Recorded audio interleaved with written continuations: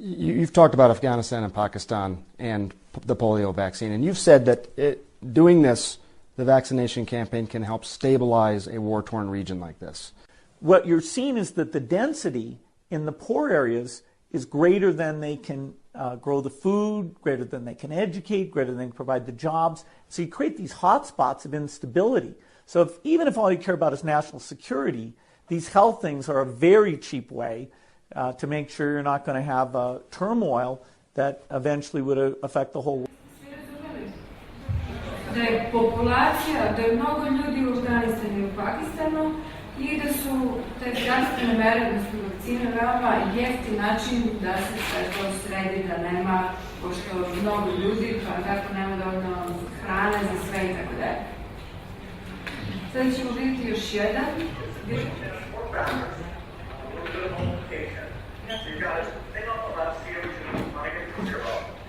And that's going to be based on the number of people, the services each person's using on average, the energy on average for each service, and the CO2 being put out per unit of energy. So let's look at each one of these and see how we can get this down to zero. Probably one of these numbers is going to have to get pretty near to zero. Now that's back to my allowed. But let's take a look. First, we've got population. The world today has 6.8 billion people. That's headed up to about 9 billion. Now, if we do a really great job on new vaccines, healthcare, reproductive health services, we can lower that by perhaps 10 or 15%. Moramo da neko ovako javno priča lepo i jasno glasno. Molim? Taj TED, da je to napredan. Ti kluševi, ti inspirativni govori i sve to, vrlo cenjena stvar. Jeste, međutim, eto, ima i ovoga. Znači, dalje, govoreći o toksinima, spomenut ćemo aspartam koji je otrov za mrave, koji su inače, to je veštački zaslađivač, koji se nalazi u mnogim slatkim hrane, znači svi kolačići, čokoladice i tako dalje, ne svi, ali većina sadrže, sve žvakaće gume inače imaju ovaj aspartam. A poznato je da aspartam američkim pilotima nije dozvoljen za upotrebu zbog toga što ne mogu dobro da pilotiraju. Međutim, taj isti aspartam se tako stavlja žvakaće gume, smanjuje se inteligencija naše dece i uvek je na dohvatu dece. I svako dete žvaće žvake. Takođe, inače je poznato da izaziva mentalne poremećaje, znači nervni toksin. Mnogi ljudi su tužili kompanije koje proizvode aspartam, koji su dobili multiplu sklerozu. Takođe, drugi, znači ovo su knjige doktora Robertsa, aspartam, bolest, ignorisana epidemija, i takođe knjiga Excitotoxin, The Taste That Kills, znači ukus koji ubija, doktora Russella Blaylocka, čuvenog američkog neurohirurga, koji govori o mononatrium glutamatu. To je konzervans koji se stavlja u čipsove i tako dalje, znači sve te slane proizvode, industrijske u kesicama, i inače pobuđuje ćeliju do momenta dok ona ne eksplodira, znači ubija nervne ćelije. I miševi koji su bili pod uticajem ovog mononatrium glutamata su u stvari dobijali rupe u mozgu posle upotrebe ovoga. Takođe, toksini koje bih spomenula je alkohol. Znači, alkohol je veoma jak toksin koji je ignorisan, međutim, to je nervni toksin, ubija nervno tkivo. I kada smo pod dejstvom alkohola, najpre dolazi do umrtvljavanja onih delova mozga koji ne služe za opstanak. Znači, najpre dolazi do odumiranja centra za ravnotežu, pa onda dolazi do odumiranja ostalih centara, ali mali mozak, centar koji služi za održavanje života, znači za osnovne vitalne funkcije, on poslednji umire. U tom malom mozgu imamo, koji se inače takođe zove reptilski mozak, jer potiče od reptila, odnosno životinja reptila, i u tom delu mozga se nalazi hijerarhija. Znači, agresija, hijerarhija i takve emocije. Zbog toga imamo ljude koji su pod dejstvom alkohola agresivni i ponašaju se tako. Ja sam inače radila na urgentnom odeljenju u Vranju i mogu da kažem da je preko 90 noćne smene, znači su bile preko 90% posledice alkohola. Znači to su bile saobraćajni udesi, tuče, porodično nasilje, povrede na radu, sve pod dejstvom alkohola. Popije 2 piva i za njega je to nešto normalno. Međutim, mozak već gasi neke centre, odnosno telo gasi neke centre u mozgu i ostaje taj jedini centar, reptilski mozak, koji je veoma problematičan. Isti se proces dešava i kod autizma. Recimo, kažu za neku decu koja su autistična da imaju veoma jake mogućnost računanja, znači dobri su u matematici ili u nekim drugim stvarima. Kod autizma, kad recimo mi imamo, kako se zove, krvarenje u mozgu, znači deo mozga, recimo desi se na levoj strani imamo moždani udar. Desna strana će preuzeti aktivnosti. Znači, čovek koji ima u levoj strani moždani udar, koja je gde spada logika i logičko razmišljanje, će naprasno postati kreativniji. Zbog toga što desna strana gde je umetnost i kreativnost postaju mnogo aktivnije. Sada nam kažete kad bude kamera završila, uključit ćemo drugu, ipak je bolje da imamo, jer su mnogi ljudi tražili zapisa ovog predavanja. Znači, desna strana preuzima. Kada mi vakcinama, živom i ostalim otrovima ispržimo delove mozga, deaktiviramo delove mozga, onda će drugi delovi mozga preuzeti tu funkciju i postaći će rad tog dela mozga. Znači, alkohol je veoma opasan nervni toksin i posledice su ogromne. Takođe, ove štedne sijalice, kada približite ove štednjeve sijalice jedan radio će početi da šuška, znači njegov prijem radiosignala će biti ometen. Isto, mi smo bića koja primaju radiosignale iz kosmosa i mi takođe te kosmičke signale sa planeta, sa sunca i tako dalje. Takođe, znači mi, naš prijem radiosignala je ometen. Ne samo to, sa krajeva ove sijalice se emituju X zraci koji su rengenski zraci, odnosno zraci koji izazivaju rak. Takođe, u ovoj sijalici se nalazi živa i prilikom oštećenja ove sijalice, ukoliko živa izađe iz sijalice, znači morat ćemo da zovemo toksikološku službu. Da li će svako da pozove toksikološku službu ili će ta isparenja da se nađu svuda? Za razliku od obične sijalice koja nema nikakvu živu. Takođe, cigarete, znamo, znači cigarete nije sam duvan to što je opasno cigaretama, koliko su bezbrojni otrovi koji se stavljaju u cigarete. Film Insider, po istinitom događaju, je film o naučniku koji je pronašao koji sve opasni toksini se stavljaju u cigarete i kakve droge hemijske, i zbog njega mi danas znamo kakve su sve te posledice tih otrova. Ja sam ranije pričala ljudima koji nisu spremni da prestanu da puše cigarete. Savjetovala sam prirodan duvan, međutim, skoro sam čula od jedne rođake da je pušeći taj duvan imala strašne ospe i da je prestankom tog pušenja, tog duvana, naglo njena bolest prestala. I verovatno se i taj duvan prska ko zna kakvim pesticidima, tako da ne možete verovati nekome dok sami to ne usvojite. Ovo što vidite ovde, ta gazirana pića su u stvari voda, znači voda sa velikom količinom šećera, fluorisana voda sa velikom količinom šećera, bojama i tako dalje, znači raznim otrovima, koje zaista ne vidim nijedan razlog bi neko ubacio u svoje telo takvo mešavina hemikalija. Sve što se nalazi u aluminijumskim konzervama nije za upotrebu, aluminijum izaziva, oštećuje mozak. Takođe, govorili smo o plastičnim flašama, da ne ponavljamo sada, dezodoransi. Znači, dezodorans, mi imamo danas uglavnom rak dojke kod žena i uglavnom žene koriste ove dezodoranse. Znači, svi ti toksini, mi smo dizajnirani da se znojimo na određenim mestima. I, znači, to znojanje, znači izbacivanje otrova. Kada mi zaustavimo to izbacivanje otrova, znači zaustavimo znojanje, svi ti toksini se vraćaju ponovo u telo. I na tim mestima gde se oni vraćaju, uglavnom tu na tim mestima imamo i pojavu raka.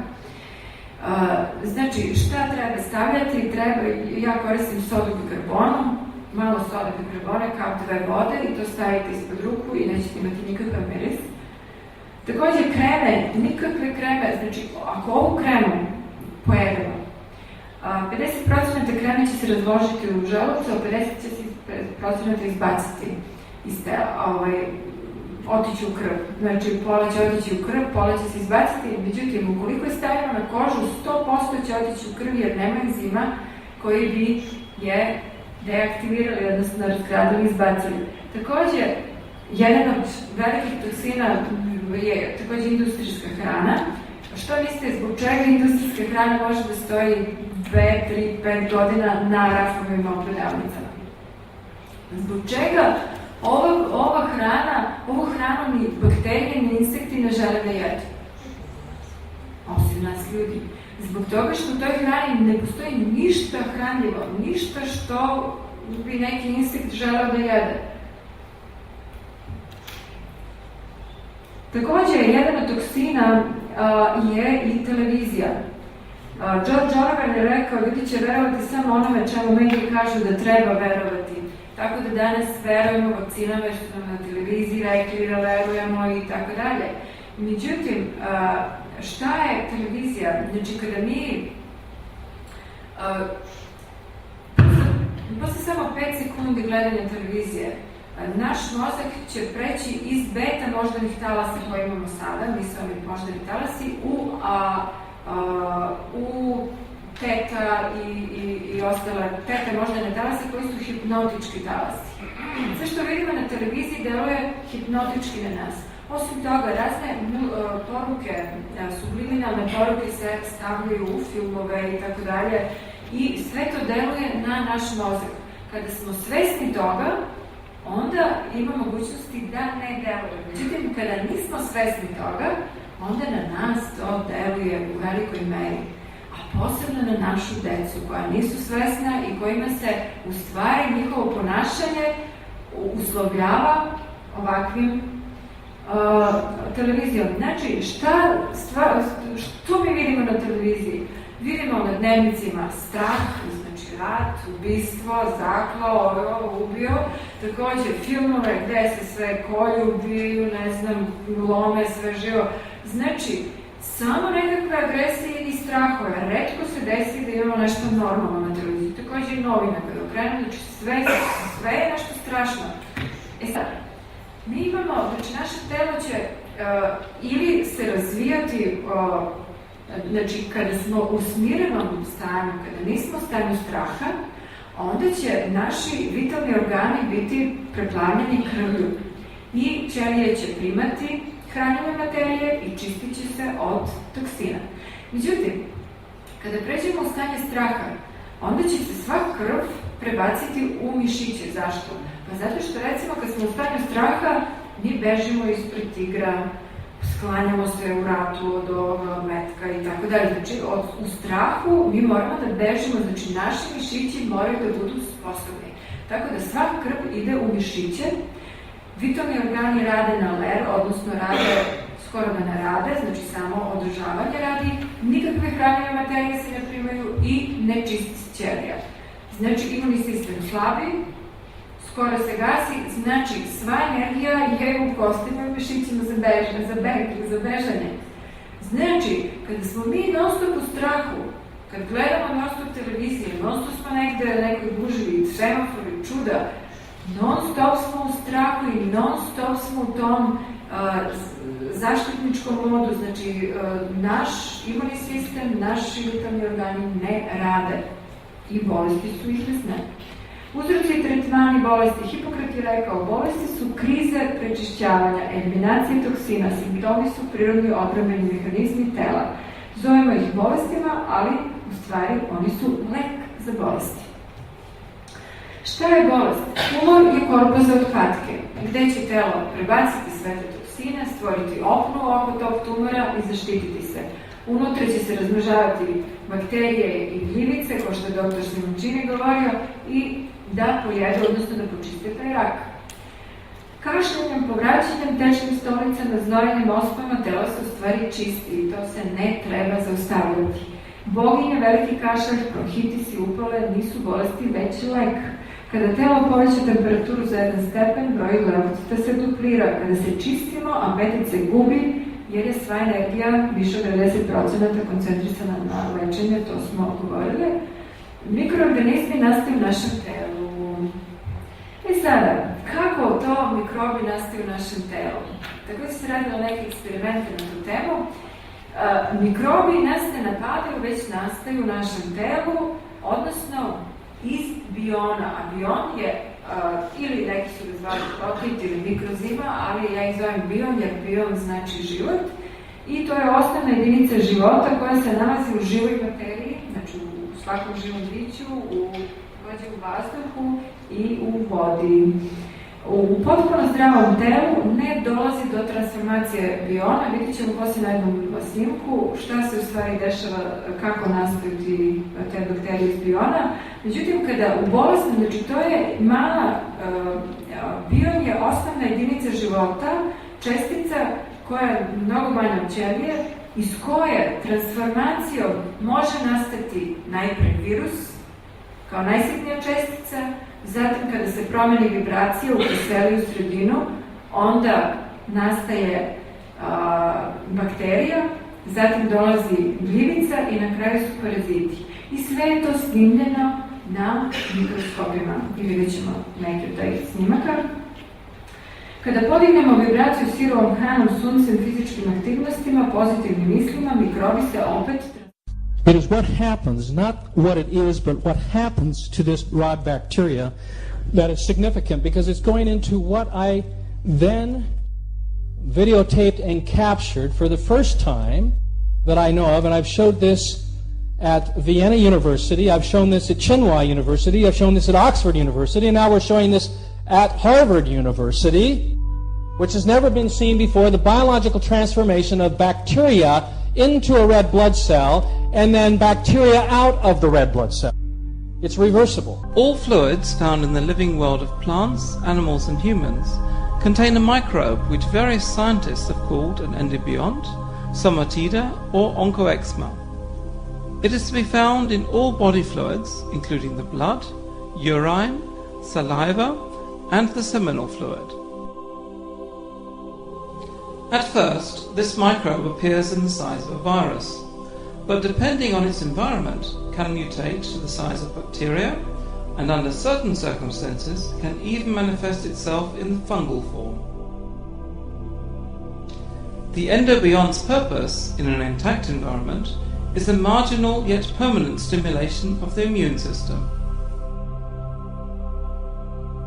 Deviations from the normal body fluid environment inevitably cause cyclogenetic mutations in the endobiotic viroid microbe, which then mutates from the symbiontic state to parasitical forms and thus indicates the degree of the pathologic state.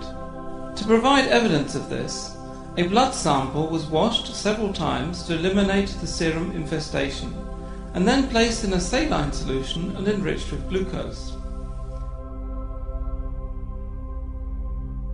After about 10 minutes, the endobiont has escaped from the infrasite into the synthetic environment, where it develops itself first into a Y shape and then continues to mutate into a rod shape.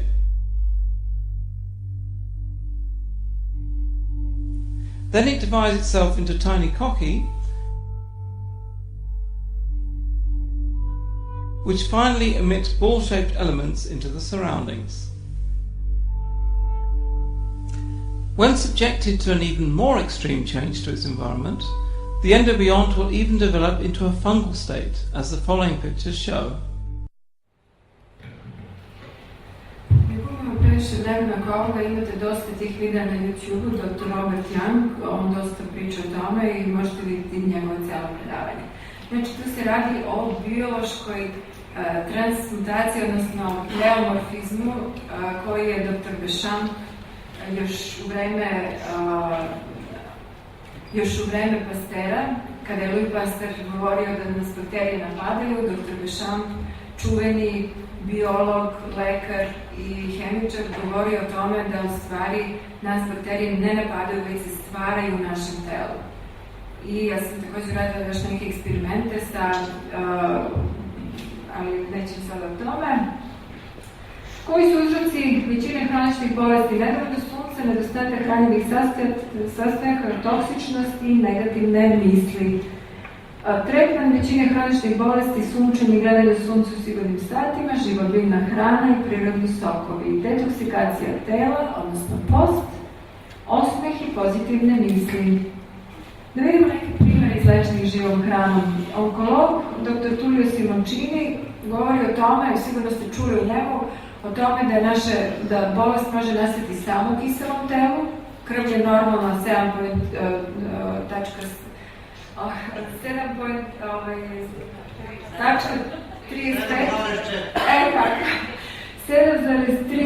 do 7.45, dok kada dođe do zakiseljenja organizma, onda dođe do raka. I on je rak rešavao, odnosno i sada rešavao, on je čuvani onkolog, doktor iz Rima, profesor na medicinskom fakultetu, sodom i karbonom. I možete naći, da ne gubimo sada vremena, u našoj grupi Slađana Velkov na Facebooku, dosta tih recepata i sa sodom i sa drugim stvarima. Takođe, dr. Caroline Day, profesor na medicinskom fakultetu, čuveni hirurg, ona je sebe izlečila od raka dojke sirovom hranom. Znači, svežim sokovima i zdravim životom. Danas je živa i zdrava, bez operacije, bez hemoterapije.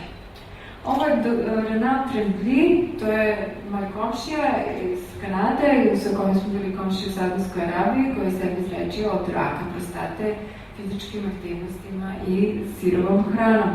Ovo je prijatelj Ilija Šalova iz Amerike, izlečen od neaktivne štitne žlezde, visokog pritiska, kolesterola, smršao 40 kg za 5 meseci i štedi $1.500 mesečno na hranu, jedno vrlo malo sirovu hranu.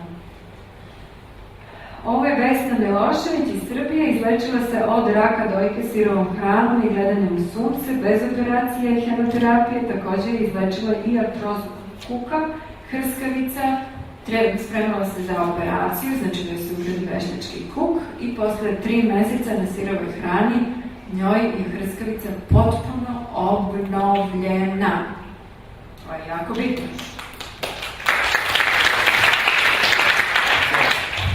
Fadil Bišovski iz Makedonije izlečio se od dijabetesa tipa 2 mesec i po na sirovoj hrani, ne potpuno sirovoj hrani, tako mi je napisao, visokog pritiska, gonartroze, znači oštećene hrskavice u kolenima, više nema bolove, normalno se kreće, sirovom hranom, sunčanjem, fizičkim aktivnostima, bosoravnim hodanjem, sada je potpuno zdrav i ne uzima nikakve tablete. Izlečena gledanjem u sunce, Ljiljana Marinkov iz Srbije, 2 moždana udara, infarkt koronarnih krvnih sudova, pareza desne strane, znači,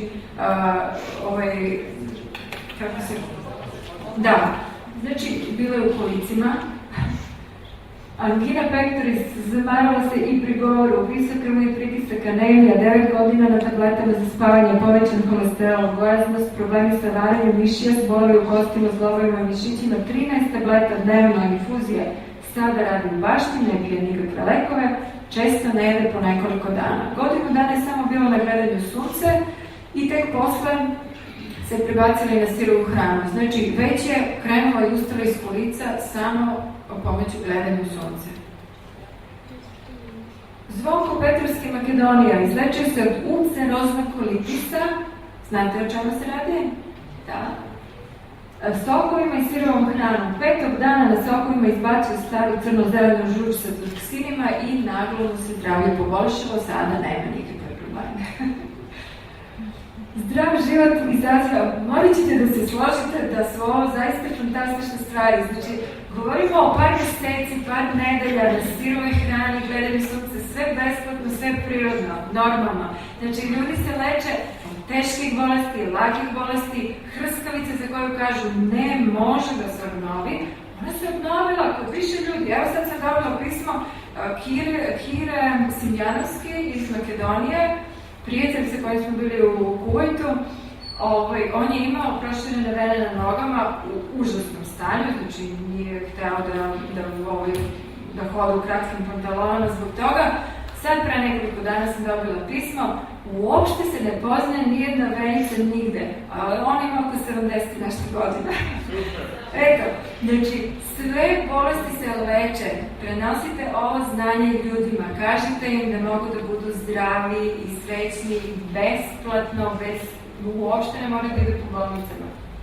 Svaka čast lekarima, ne znam da li ste lekar, ali svaka čast lekarima koji se trude da pomognu, znači nisu svi lekari zapušili uši i zatvorili oči, znači postoji lekari